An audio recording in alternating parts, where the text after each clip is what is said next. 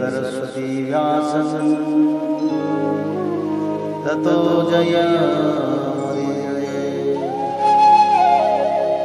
मूकं करोति वाचालं पंगुलं लङ्घयते यत्कृपातमहं वन्दे परमानन्दमाधवो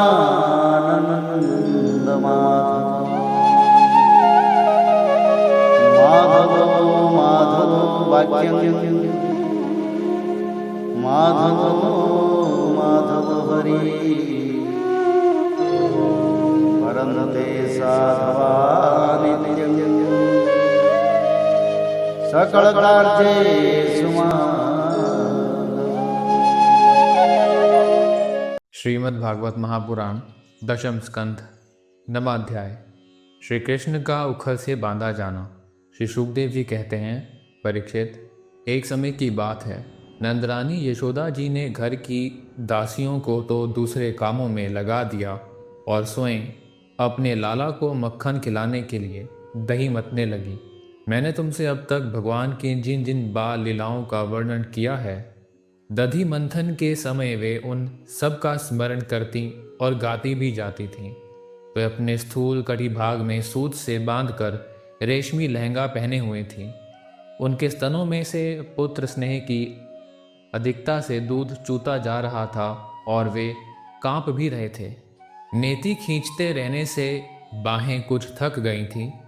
हाथों के कंगन और कानों के कर्णफूल हिल रहे थे। मुंह पर पसीने की बूंदें झलक रही थीं। चोटी में गूंथे हुए मालती के सुंदर पुष्प गिरते जा रहे थे। सुंदर बाहों वाली यशोदा इस प्रकार दही मथ रही थी। उसी समय भगवान श्री कृष्ण स्तन पीने के लिए दही मथती हुई अपनी माता के पास आए।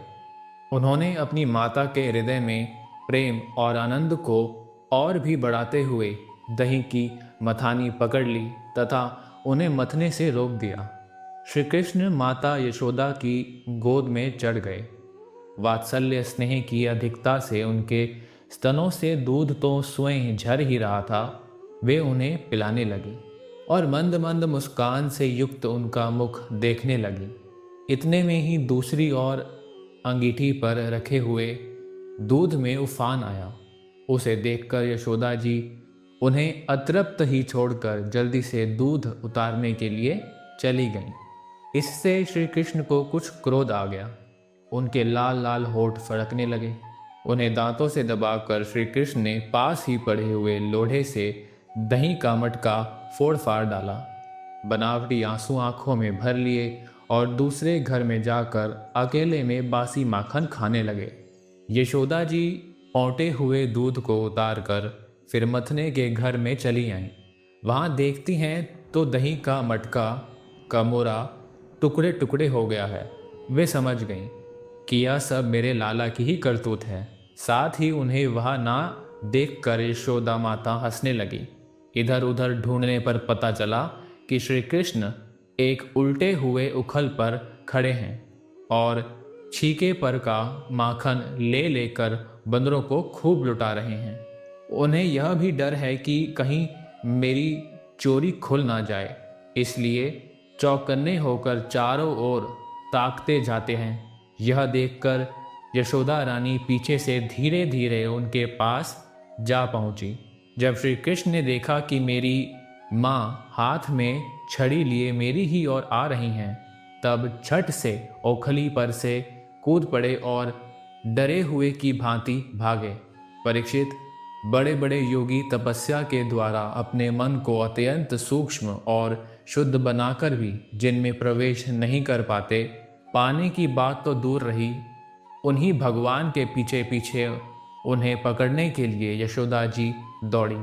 जब इस प्रकार माता यशोदा श्री कृष्ण के पीछे दौड़ने लगी, तब कुछ ही देर में बड़े बड़े एवं हिलते हुए नितंबों के कारण उनकी चाल धीमी पड़ गई। वेग से दौड़ने के कारण चोटी की गांठ ढीली पड़ गई। वे ज्यों ज्यों आगे बढ़ती, पीछे पीछे चोटी में गूंथे हुए फूल गिरते जाते। इस प्रकार सुंदरी यशोदा ज्यों त्यों करके उन्हें पकड़ सकीं। श्री कृष्ण का हाथ पकड़कर वे उन्हें डराने धमकाने लगी। उस समय श्री कृष्ण की झांकी बड़ी विलक्षण हो रही थी। अपराध तो किया ही था, इसलिए रुलाई रोकने पर भी ना रुकती थी। हाथों से आंखें मल रहे थे, इसलिए मुंह पर काजल की स्याही फैल गई थी। पीटने के भय से आंखें ऊपर की ओर उठ गई थीं। उनसे व्याकुलता सूचित होती थी। जब यशोदा जी ने देखा कि लल्ला बहुत डर गया है, तब उनके हृदय में वात्सल्य स्नेह उमड़ आया। उन्होंने छड़ी फेंक दी। इसके बाद सोचा कि इसको एक बार रस्सी से बांध देना चाहिए, नहीं तो यह कहीं भाग जाएगा। परीक्षित, सच पूछो तो यशोदा मैया को अपने बालक के ऐश्वर्य का पता न था, जिसमें ना बाहर है ना भीतर, ना आदि है और ना अंत, जो जगत के पहले भी थे, बाद में भी रहेंगे। इस जगत के भीतर तो हैं ही, बाहरी रूपों में भी हैं, और तो क्या, जगत के रूप में भी स्वयं वही हैं। यही नहीं, जो समस्त इंद्रियों से परे और अव्यक्त हैं, उन्हीं भगवान को मनुष्य का सा रूप धारण करने के कारण पुत्र समझकर यशोदा रानी रस्सी से उखल में ठीक वैसे ही बांध देती हैं जैसे कोई साधारण सा बालक हो। जब माता यशोदा अपने उद्यमी और नटखट लड़के को रस्सी से बांधने लगी, तब वह 2 अंगुल छोटी पड़ गई। तब उन्होंने दूसरी रस्सी लाकर उसमें जोड़ी। जब वह भी छोटी हो गई, तब उसके साथ और जोड़ी। इस प्रकार वे ज्यों-ज्यों रस्सी लाती और जोड़ती गईं, त्यों-त्यों जुड़ने पर भी वे सब 2-2 अंगुल छोटी पड़ती गईं। यशोदा रानी ने घर की सारी रस्सियां जोड़ डालीं, फिर भी वे भगवान श्री कृष्ण को ना बांध सकीं। उनकी असफलता पर देखने वाली गोपियां मुस्कुराने लगी और वे स्वयं भी मुस्कुराती हुई आश्चर्यचकित हो गईं। भगवान श्री कृष्ण ने देखा कि मेरी माँ का शरीर पसीने से लथपथ हो गया है। चोटी में गूंथी हुई मालाएं फिर गिर गई हैं और वे बहुत थक भी गई हैं। तब कृपा करके वे स्वयं ही अपनी माँ के बंधन में बंध गए। परीक्षित, भगवान श्री कृष्ण परम स्वतंत्र हैं। ब्रह्मा, इंद्र आदि के साथ यह संपूर्ण जगत उनके वश में है।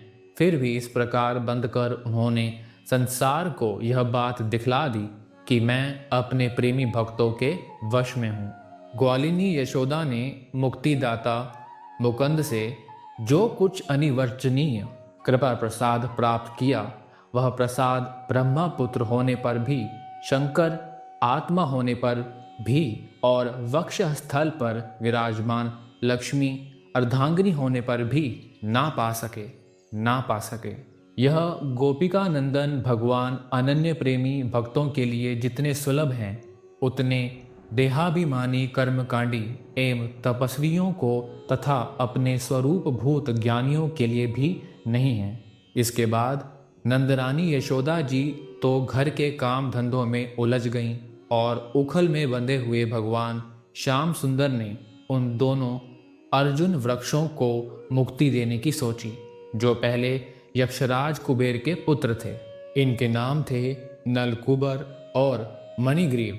इनके पास धन, सौंदर्य और ऐश्वर्य की पूर्णता थी। इनका घमंड देखकर ही देवर्षि नारद जी ने इन्हें शाप दे दिया था और ये वृक्ष हो गए थे। इति श्रीमद्भागवते महापुराणे पारमहंस्यां संहिताया दशम स्कंधे पूर्वार्धे गोपी प्रसादो नाम नवमोऽध्यायः।